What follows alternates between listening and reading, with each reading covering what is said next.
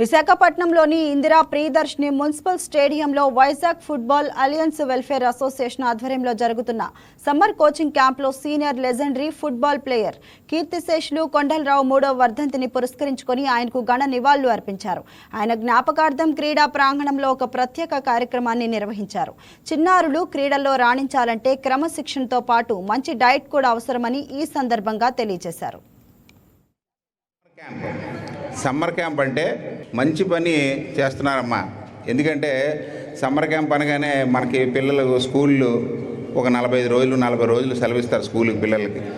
ఈ 40 డేస్ టీవీల దగ్గర ఇంట్లో ఉండిపోయి అంటే వాళ్ళ యొక్క బ్రెయిన్ కూడా అంత షార్ప్నెస్ ఉండదు. ఇప్పుడు పిల్లలు తల్లిదండ్రులు కూడా చాలా అవేర్నెస్గా ఉన్నారు. స్విమ్మింగ్లు పంపిస్తున్నారు, అట్లాగే ఫుట్బాల్ టోర్నమెంట్ పంపిస్తున్నారు, అలాగే కిక్ బాక్సింగ్ రకరకాల క్రీడాకారుల్లో క్రీడలకు పంపించడం జరుగుతుంది పేరెంట్స్ అందరూ కూడా. అయితే పేరెంట్స్ ఇంత అవేర్నెస్ ఉండటం వల్ల పిల్లల యొక్క భవిష్యత్తు కూడా మీ చేతుల్లో ఉంది.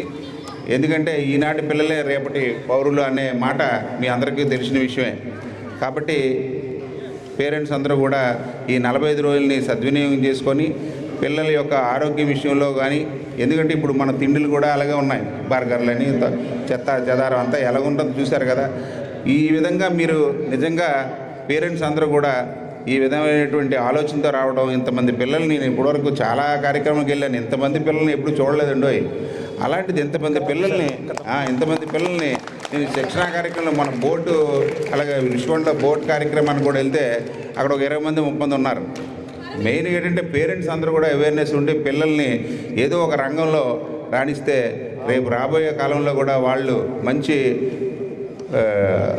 ఉత్తీర్ణులై ఒక మన విశాఖకి లేదా మన గ్రామంలోనికి లేదంటే ఇండియాకో ఎవరో వీళ్ళందరూ కూడా పెద్ద పెద్ద ఆటలు ఆడిన వాళ్ళే. వీళ్ళందరూ ఈ స్థాయి నుంచి ఈ స్థాయికి వచ్చిన వాళ్ళే.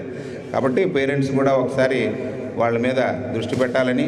రెండవది, నా సొంత నిధులతో మీకు ఏం కావాలన్నా కూడా ఒక టోర్నమెంట్ పెట్టాలని నాకు ఎప్పటి నుంచో ఫుట్బాల్, ఎందుకంటే ఇక్కడ స్థానికుని కాబట్టి ఫుట్బాల్ టోర్నమెంట్కి నా సొంత నిధులతో ఏదైనా ఒక మంచి టోర్నమెంట్ పెట్టాలని నా స్నేహితుడు రామకృష్ణ అడగడం జరిగింది.